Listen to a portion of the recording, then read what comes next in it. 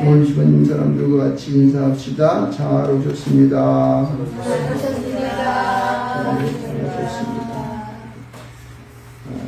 정말 예비하기가 힘든 지금 시대 속에서 예수를 믿고 살아간다는 것이 얼마나 감사한지 알 수가 없습니다.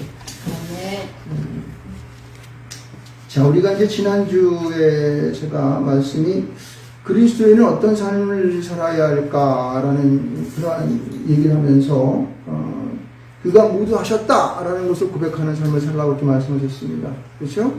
하나님이 모든 것을 하셨으니 믿습니다. 아멘. 나의 삶의 모든 것을 살아나갈 때마다 되어진 모든 일들이 하나님이 하셨다라고 생각해야 돼요. 그것이 아멘. 물론 축복받는 좋은 일도 그렇지만은 나쁜 일도 그런 줄 믿습니다. 그렇죠? 나쁜 일이라고 해서 그것이 나에게 하나님께서 새로운 어떤 또 하나님의 이정표가 되고 깨달음을 주고자 하는 하나님의 뜻이기 때문에 그렇습니다.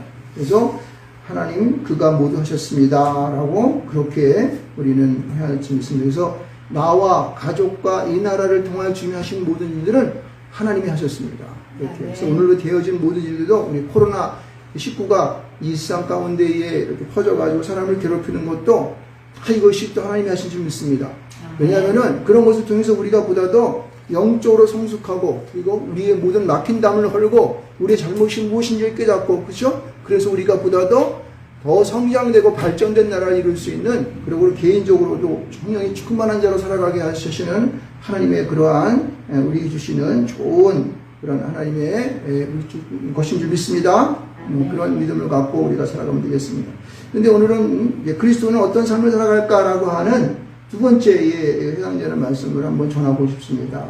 그래서 그 두 번째 우리가 어떻게 그리스도인은 어떤 삶을 살아갈 것인가는 두 번째의 이야기는 오늘 말씀 우리 여러분 그 제목이 있죠? 한번 제목 한번 읽어볼까요?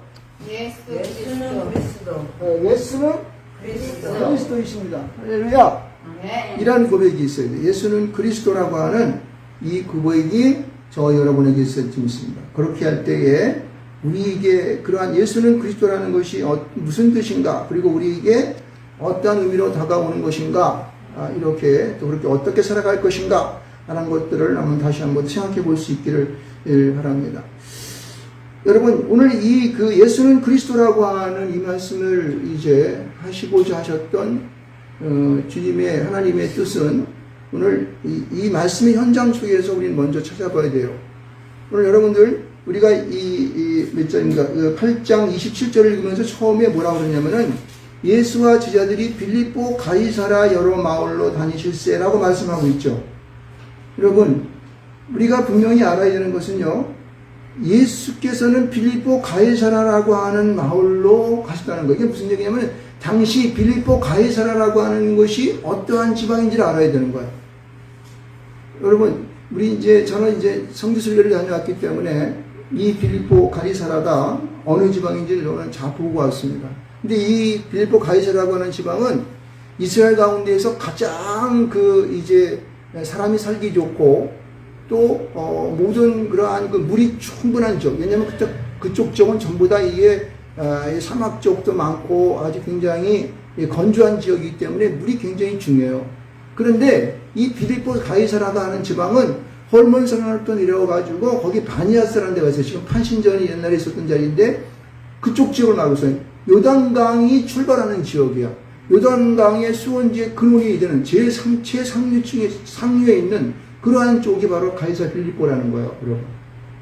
그래서 이 헤롯 빌립 2세 때에 그러니까 옛날에 그러니까 이스라엘을 다스렸던 그쪽에 갈릴리 쪽에서 다스렸던 공방이었던 헤롯 빌립 2세가 자기가 그래도 로마에 대한 충성심을 보이기 위하여서 지었던 도시가 뭐다? 빌립보 가이사라는 거예요. 근데 가이사라가 안 하고 왜 빌립보라고 그랬냐면은 가이사라는 저기 지중연안 쪽에 로마 황제의 명령에 의해서 군사가 주둔할 수 있는 로마 총독이 구준할 수 있는 가이사라 쪽에 이미 도시가 있었어요. 그래서 그것을 본따가지고 빌립보 가이사라라고 이렇게 얘기했어요. 그래서 그 지역은 판신전이라고 하는 아주 그냥 거대한 천전을 지어놓고 그 주변에 사는 모든 문화 문명이 굉장히 다른 곳보다 어때요? 발전된 지역이 있어요. 살기가 좋고 아주 굉장히 문명이 발달해가지고 저기 가게 가면 사람들이 그냥 그 건물을 보고 눈이 휘둥그레들 정도로. 그러니까 세상에 대한 즐거움과 또 그런 문명을 통하여서 편리함과 또 먹을 것 또 충분한 것과 또 여러 가지 모든 사람들이 막 몰려드니까 마치 서울 명동에 가면 어때요? 눈이 막 돌아가지 않습니까? 마치 그때의 그러한 곳이 바로 이 빌립보 가이사라는 거예요. 근데 주님께서는 이러한 빌립보 가이사라 가운데의 제자들을 불러다 놓고 지금 오늘의 이 말씀을 하시는 거예요. 그리고 이 말씀의 어떤 중요성이 또 어디 있냐면은 여러분 마가복음이 몇 장까지 있습니까? 마가복음은 16장까지 있습니다. 그런데 8장 27절로 38절의 말씀은 8장의 끄트머리죠.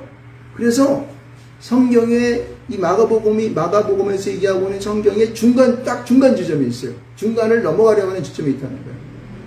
이건 무엇을 의미하냐면은 예수님께서 사역의 딱 중간 지점에서 무신과 새로운 전환을 하게 하고자 하는 그런 지점 속에서, 그런 위치 속에서 이 말씀을 하고 있다는 사실을 알아야 됩니다. 그러니까 이 말씀이 중요할까요? 안 중요할까요? 아주 중요한 거예요. 물론 다른 거 다 중요하지만 특별히 그 사역의 중간 지점에서 새로운 전환을 위하여 나아가는 그 지점에 이 말씀이 지었다는 거예요. 그래서 가이사라 빌립보라고 하는 그 호화찬란한 그런 문명이 발전되고 사람들이 많이 몰려드는 그 지역에다가 제자들을 데려다 놓고 그리고 사역의 중간 지점에서 그 넘어가는 그 중요한 시점에서 변곡점에서 주님께서는 그들에게 질문하신 게 있습니다. 무엇을 질문하십니까? 첫 번째 무엇을 질문하냐면 사람들이 나를 무엇이라 하느냐, 사람이 나를 누구라 하느냐, 무엇이라 하느냐, 누구라 하느냐 이렇게 물어봤어요. 그랬더니 쟤들이 뭐라고 대답하냐면은 세례 요한 또 엘리야 또 선지자 중에 하나라 그럽니다. 이렇게 대답했어요. 예수님이 이 말씀을 갖고 바로 넘어갔습니까? 그렇지 않았어요. 왜냐하면 그 말씀이 원래 주님께서 질문하고자 했었던 주제가 아니었기 때문에 그렇습니다. 또 무엇을 질문했습니까? 너희는 나를 누구라 하느냐. 이게 중요한 거예요. 앞에서는 사람들이 그러니까 모든 대중들을 놓고 그들이 무엇에 관심 있는가 얘기하고 하는 것 같이 말을 했지만은 사실은 말을 나누고 있는 훈련을 받고 있는 지금 너희들은 지금 나를 누구라 그러냐는 거예요. 그래서 여기 너희라는 거는 여기 보면은 복수의 복수. 한 사람만 얘기한 것이 아니라 제자 모두를 두고 말하는 거예요. 너희는 나를 누구라 하느냐 이렇게 물어본 거예요. 그런데 제자들이 그 모든 것을 같이 합창하듯 대답했습니까? 아니요. 그러니까 다른 사람들은 제자들이 많이 있는데 우물쭈물 하면서 무슨 말을 하는지 알아먹지 못하는 그러한 상황에 있을지 몰라요. 그리고 그들은 이 말씀에 대한 확신이 없을지도 몰라요. 근데 가장 용감한 누구예요? 베드로. 수속제자였던 베드로가 용감하게 말했어요. 뭐라고 얘기합니까? 주는 그리스도이십니다. 다시 말해서 예수는 그리스도 이 말을 하는 거예요. 이야, 이 말은요 정말로 놀라운 거예요. 왜냐하면은 이 이스라엘 가운데의 이 그리스도란 말은 무슨 뜻이냐면 메시아라는 뜻인데 저희 백성을 죄악 가운데서 건져낼 자 이런 뜻이 있어요. 구원할 자라는 뜻이에요. 구원자, 구원 메시아라는 뜻이 그리스도. 이것은 옛날 고대로 이 구약 성경 구약에 있을 때부터 오래전서부터 이 이스라엘 사람들은 메시아를 기다렸었어요. 왜냐하면 로마 치하에 있어서 계속 복종을 당하고 어려움을 당하고 세금 갖다 바치고 신대에 보면은 그들의 다 뺏어가고 그러니까 우리를 구원한 메시아를 기다리는 사람이 누구였어요? 당시 사람들이었기 때문에 그런 거예요. 그런데 그 베드로의 입에서 뭐라 그랬냐면은 그런 메시아가 바로 당신입니다라고 얘기하는 거예요. 이야, 바로 예수님은 이 말씀에 뭐라고 그래요? 요즘 우리 애들이 말하는 뿅 가는 거예요. 뿅 가는 거. 그런 거예요. 만약에 우리 손자나 손녀들한테 이 세상에서 누구 제일 사랑해? 그런데 할아버지요. 그럼 나는 뿅 갈 거예요. 근데 걔들은 우리 할머니를 너무 좋아하기 때문에 할머니요. 그런다고. 맨날 할머니가 맨날 저한테 하면서 아이고 우리 강아지 그러니까 할아버지는 그런 말 잘 못하거든. 근데 손녀들에게 맨날 그렇게 말하니까 애들은 다 우리 할머니를 좋아하고 저는 별로 안 좋아해요.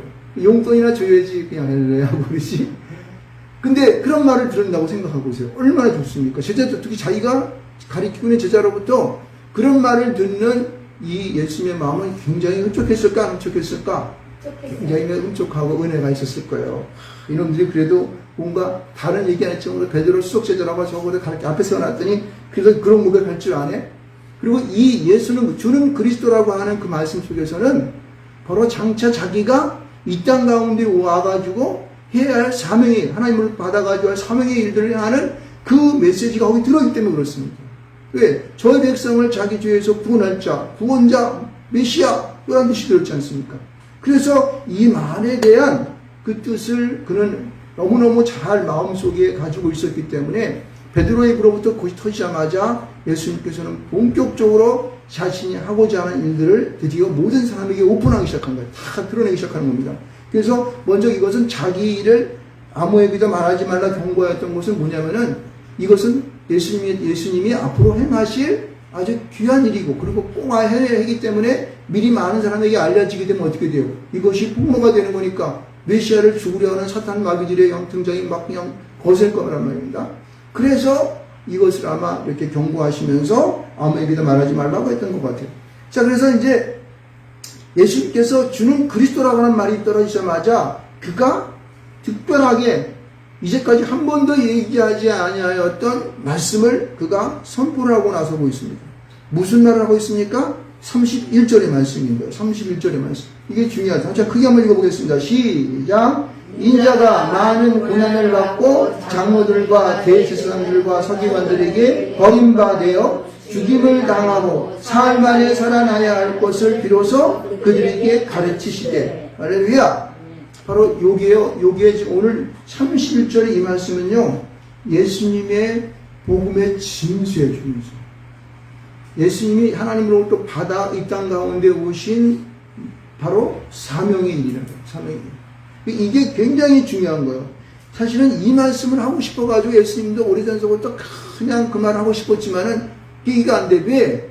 지금 이들의 마음속에는 떡만 바라봤지 그 떡의 의미와 그 피의 의미를 모르고 있었던 거예요. 그 먹을 줄만 알았지 그 진정한 뜻을 새기지 못하는 이 어리석은 백성들에게 이 베드로 같은 무지레 같은 자들도 그대로 조금은 깨달아가지고 주는 그리스도입니다라고 고백하는 그 순간에 예수님은 이 말이 탁 터져나온 것이죠. 그러니까 얼마나 이 말씀이 우리에게 중요한 것을 알 수 있어요. 자, 봅시다. 먼저 31절에 초반절 이건 중요한 말씀이니까 한번 보기를 바랍니다. 인자가 많은 고난을 받고 그랬지 않습니까? 그렇죠? 고난을 받고 그 다음에 서기관들에게 버림받아 그다음에 죽임을 당하고 사흘 만에 살아날 것을 비로소 가르쳤다는, 살아나야 할 것을 네 가지로 말하죠. 첫 번째는 고난을 받고라고 말했어요. 그러니까 여러분 오늘 여기 보면은 이 말씀들을 가만히 읽어보게 되면요, 이 말씀 속에 나타나 있는 하나하나의 동사적인 의미를 보게 되면은 어떤 것은 이제 능동태로 써 있고 어떤 거는 수동태로 써 있고 그래요. 이게 무슨 얘기냐면은 여기 고난을 받고라고 하는 말이 이게 능동태로 써 있는데 여기 말씀을 보게 되면 이게 어떻게 해요? 고난을 받은 거잖아요. 그러면 외부에서 나에게 준 거 아니에요. 그렇죠? 근데 능동태라고 하는 것은 자기 스스로 했다고 하는 거예요. 스스로 했다는 거잖아요. 자기 스스로 고난을 받았다 이렇게 얘기하는 거잖아요. 그런데 여기 수동태로 써 있을까? 이건 그러니까 잘못된 표현인 거예요. 뭐냐면은 예수님은 고난을 피할 수도 있고 자기가 안 받을 수도 있어. 그런데 주님은 스스로 그것을 자기가 체험했다는 거예요. 자기가 그것을 맞아들였다는 거예요. 그래서 고난을 받고라고 하는 말을 쓰고 있어요. 수동태로 안 쓰고 능동태로 써 있다는 것입니다. 그러니까 주님은 이 땅 가운데서 하나님의 아들을 오신 것이 분명하다, 안 분명하다? 분명하다. 그러니까 그는 우리 인간이 당해야 할 모든 고난을 지금 주님께서는 어떻게 스스로 자기가 받아들인 거예요. 왜? 온 인류의 죄를, 지금 오늘에 사는 나의 죄를 주님께서 스스로 짊어지셨기 때문에 그렇습니다. 그래서 고난을 받으신 거예요. 이것을 믿고 은혜 받으시기 바랍니다. 주님은 스스로가 고난을 받으셨다. 그 다음에 보세요. 장로들과 제사장들과 서기관들에게 버림받. 이거는 어때요? 수동태로 되어 있어요. 버림받은 것은 뭐예요? 서기관과 제사장들과 장로들에 의해서 버림받은 것. 다시 말해서 이건 세상에 있는 모든 권세 잡은 자들인데 종교주의자지 않습니까? 그래서 세상 속에 있는 권세 잡은 모든 사람들, 이 세상에서 그래도 내놓으라는 모든 사람들로부터 어떻게 해요? 버림받았다는 거예요. 다 폐기물로 다 이렇게 내던져져 버렸다는 거예요. 이거는 수동태로 있습니다. 그러니까 이것은 주님이 그렇게 버림받은 것이 아니라 외부로부터, 사람들로부터 버림받은 것이에요. 그리고 보세요. 죽임을 당하고, 죽임을 당했다고 하는 이것도 뭐예요? 수동태로 되어 있어요. 다시 말해서 그들이 죽이는 거예요. 제사장들이 모여가지고 예수님 죽여라, 문중이 모여서 죽여라 막 그랬잖아요. 그래가지고 로마 이제 총독이 그를 죽일 마음이 없었지만은 그들에게 내준 바 되어서 그들이 어떻게 데려다가 십자가에 못 박게 만들어 버린 거예요. 그러니까 이것은 이 장로들과 대제사장과 서기관들과 그 밖에 군중들이 합세해가지고 어떻게 해요? 예수를 십자가에 못 박기는, 죽이는 그런 일을 한 것이에요. 여기 우리 모든 그러한 죄악 가운데 있는 사람들을 말하는 거죠. 그 다음에 여기 뭐라고 그랬어요?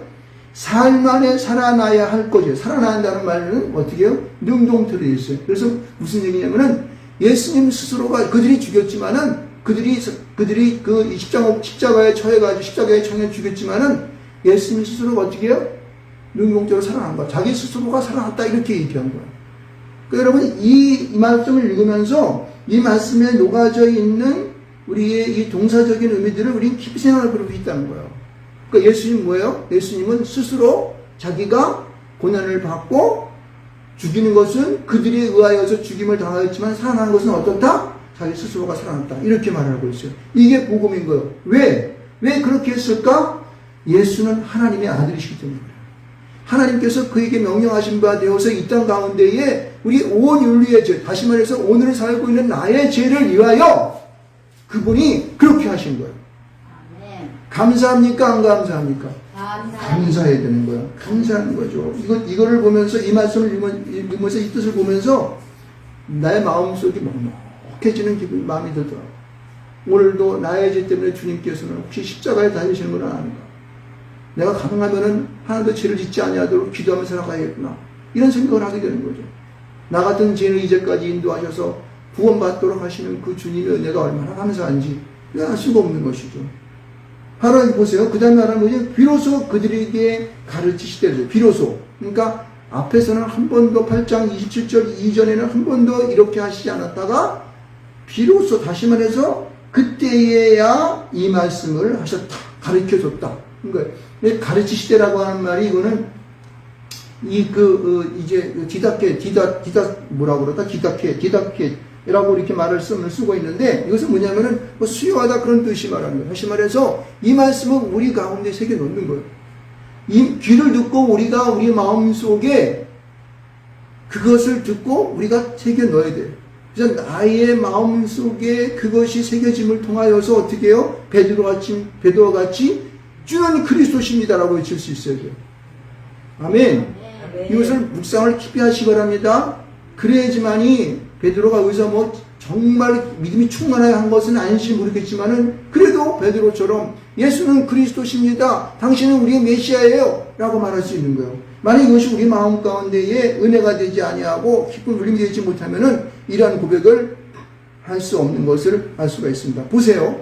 32절 말씀 보면 베드로가 이 주는 그리스도십니다라고 하는 말이 얼떨떨기만 것이 드러나 보이게 됩니다. 왜냐하면은 여기 31절 말씀을 그가 이해하지 못하고 그가 예수님께서 죽는다 그러니까 이 베드로가 뭐라고 그러냐면은 뭐라고 이렇게 말해요. 드러내놓고 이 말씀을 하시니까 드러내놓고 이 말씀을 하셨다고 하면 모든 사람이 듣도록 했고 모든 사람이 알도록 했다는 얘기예요. 그때 베드로가 어떻게 얘기해요? 예수를 붙들고 항변했다는 거예요. 막 그냥 삿대질하도록 막 삿대질을 하면서 막 그냥 예수님 그럴 수 있습니까? 우리를 떠났고 주님 돌아가시면 어떻게 해요? 막 이런 거겠지. 절대 그런 일은 있을 수 없습니다. 막 이래가지고 막 예수님께 여기 성경은 그렇게 안 나왔지만 다른 성경은 보면 그렇게 나온 거예요. 절대 그리하실 수 없습니다. 자기가 뭔데 예수님이 하나님의 아들인데 예수님에게 그렇게 할 수 없다고 뭐 그렇게 항변한 거예요. 항변한다는 말이 얼마나 막 저항을 하고 막 대드는 걸 말하는 거예요. 그것은 뭐냐면은 그가 31절에 있는 말씀, 이 말씀에 대한 뜻을 이해하지 못하였고 그리고 너는 나를 누구라 하느냐 하는 이 말씀 속에 이 주는 그리스도가 베드로 스스로가 한 것이 아니라 하나님의 성령이 그의 입술을 주장하여 할 수 있도록 한 거라는 거예요. 그러니까 시기적으로 이 모든 상황들은 하나님이 주장하시는 거예요. 예수 성령께서 그들과 함께 하심을 통하여 이 때가 되어서 하나님의 역사를 이루어가기 위하여 새로운 전환점을 이루시는 그런 하나님을 믿습니다. 그래서 이 예수가 이러한 드러내놓고 말씀을 하시자 이 이 베드로는 항변해서 되돌기 시작합니다. 그럴 때에 하나님 아들 예수께서는 뭐라고 얘기하십니까? 제자들을 보시며 베드로를 꾸짖어 이르시되 사단아 내 뒤로 물러가라. 사단아 내 뒤로 물러가라. 그러니까 여기 보면은요, 베드로가 수석 제자이고 참 칭찬받는 제자였었는데 그를 뭐라 그래요?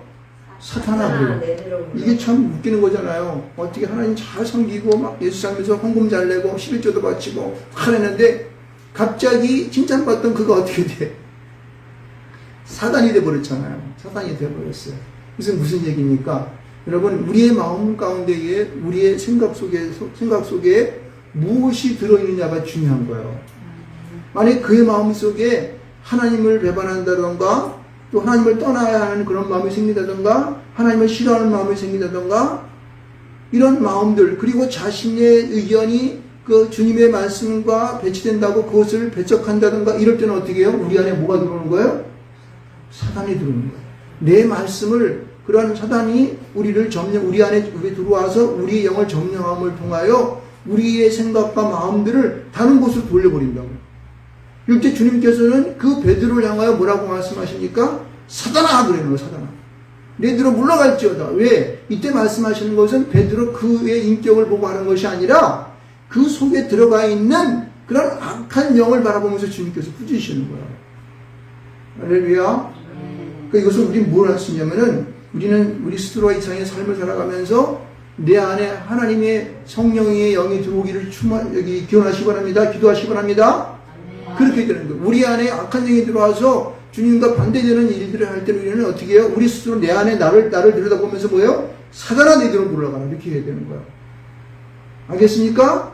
이것을 기억하시기 바랍니다. 왜냐하면 우리 안에 이 영은, 이 악한 영도 우리 안에 지들 마음대로 들어왔다 나왔다 할 수 있는데 우리가 성령의 충만함 받지 못하면은 이 사단의 영으로부터 우리는 어떻게 돼요? 진다고. 그래서 내 입술이 엉뚱한 짓거리하고 내 행동이 막 엉뚱한 데로 간단 말이에요.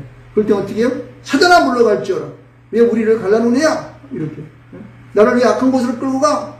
이렇게 막 그 사단을 저주해야 될 줄 믿습니다. 그럴 때에 우리의 마음은 새로워질 줄 믿습니다.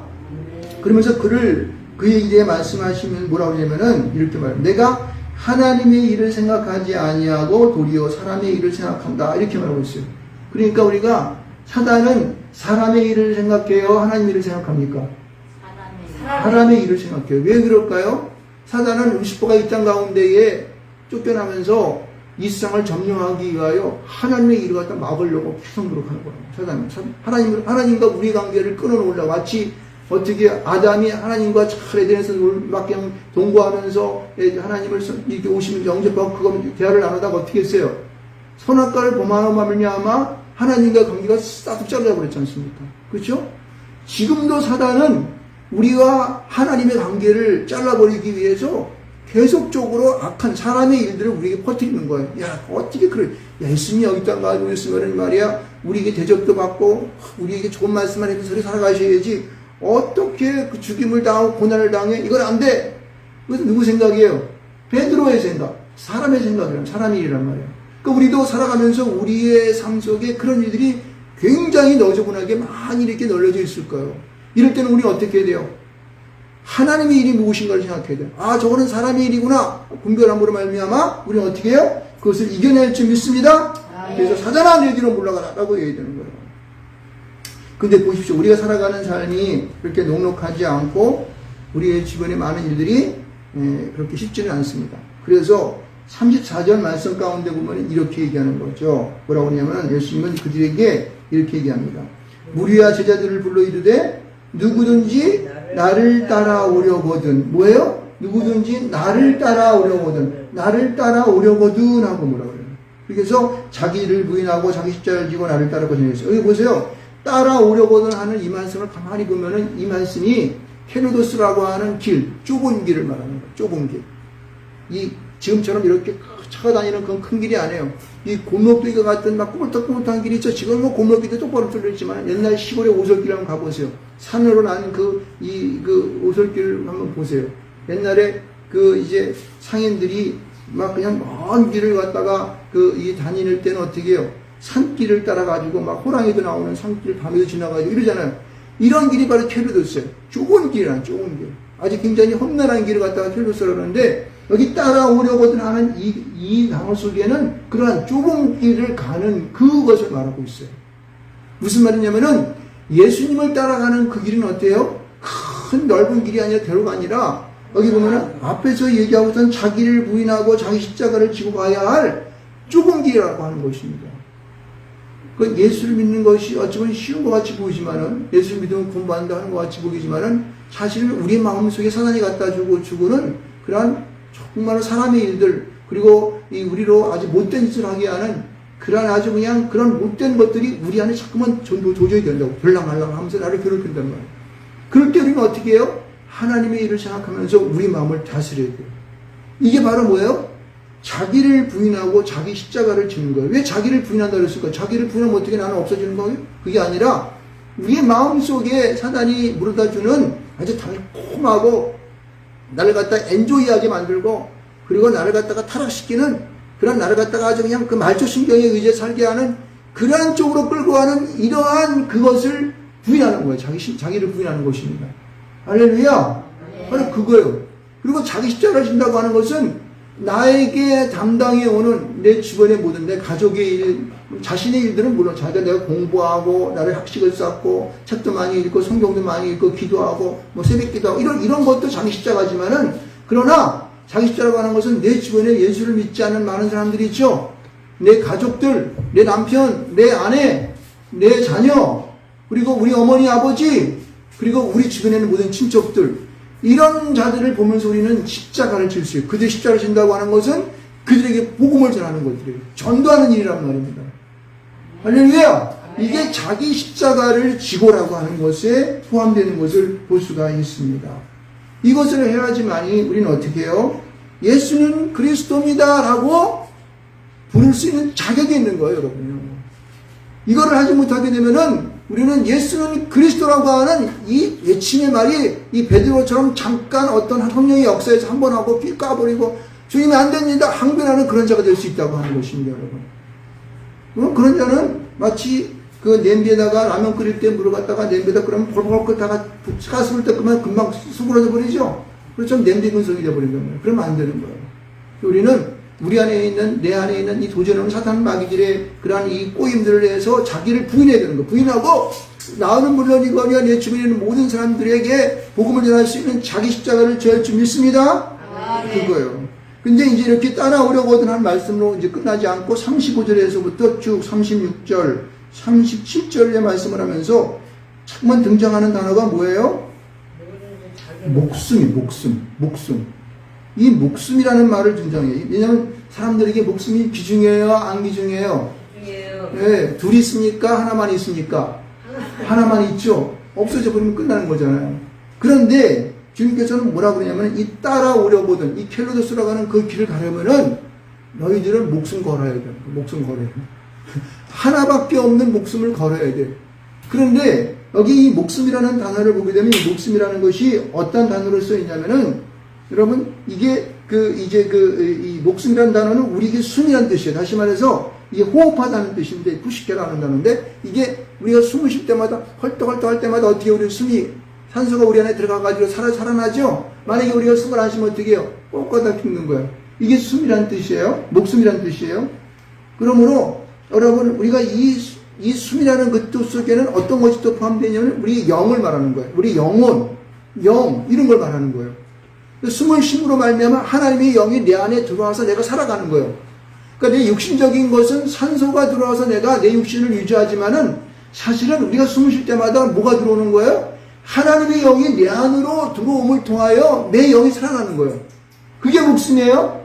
자, 뜻을 이해할 수 있겠습니까? 목숨이라는 것은 육신적으로 볼 때는 산소가 내 안에 들어 내 심장을 움직이고 내 피로 나가서 내가 살아가는 거지만은 거기도 중요한 뜻은 뭐냐면은 이 숨 속에는 영이라는 게 있어요. 영혼이라는 게 있는 건데, 그것은 이 숨이라는 건 창조 시에 우리 인간에게 하나님께 그의 르하의 하나님의 숨을 우리에게 불어넣어 줬을 때에 그게 우리 안에 들어오는 말미암아 우리 영이 살아나는 거야. 다시 말해서 이 목숨이라는 의미 속에서는 우리의 영혼을 말한다고 하는 거예요. 그러니까 육신적인 육체적인 그러한 생명보다는 영적인 생명을 더 말하는 거예요. 영적인 숨을 더 말하고 있는 것을 믿으시기 바랍니다. 그렇죠? 그래서 여기 보면은 목숨을 구원하고자, 다시 말해서 너의 영이 살고자 하면은 너 육신을 죽여야 돼. 여기 잃을 것이라 한다는 것은 육신적인 죽음을 말하는 거예요. 다시 말해서 네 육신을 죽여야 되라는 거예요. 그러면 너 구원받아. 다시 설명합니다. 목숨을 구원하고자 하면 잃을 것이라는 말은 내 영적인 숨을, 영혼을 살리기 위해서 잃을 것이요. 너의 육신을 죽여야 한다는 것이에요. 있습니까? 여러분, 이거예요. 그래야 지금 너를 구원할 수 있다는 거예요. 또, 여기 또 얘기하고 있죠?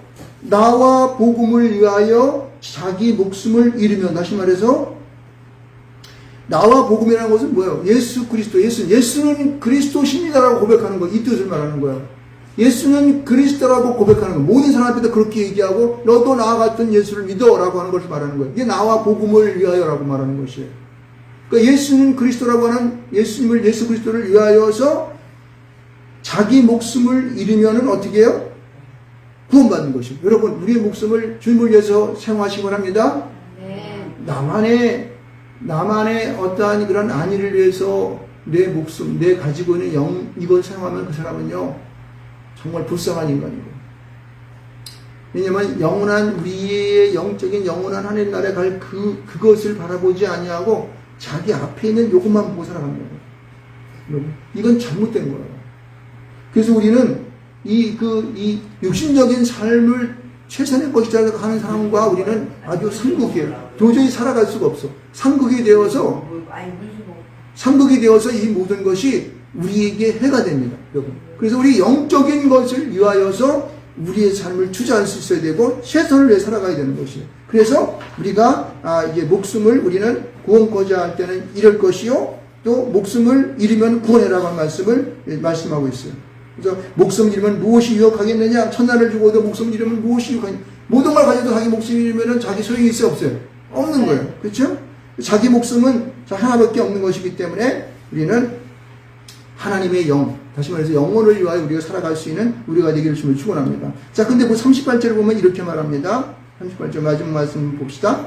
누구든지 이 음란하고 죄 많은 세대에서 나와 내 말을 부끄러워하면 인자도 아버지의 영광으로 거룩한 천사들과 함께 올 때에 그 사람을 부끄러워하리라. 여기 보면 지금 뭐라고 그러냐면요, 주님은 자신이 이 땅 가운데 다시 오신다고 말씀하고 있어요. 그렇죠? 재림을 말씀하고, 이것도 복음이죠? 근데 그분이 이 세상을 말할 때에 음란하고 죄 많은 세대라고 말하고 있습니다. 여러분, 우리가 살아가는 세대는요, 어쩔 수 없이 이런 세대일 수밖에 없어요. 이거는요, 2000년 전에 그 당시 시대나 오늘을 살고 있는 2021년도를 사는 오늘 세대나 똑같이 음란하고 죄 많은 세대일 수밖에 없습니다. 그렇죠? 그러니까 우리 모두가 그런 세대를 살아갈 수 없어요.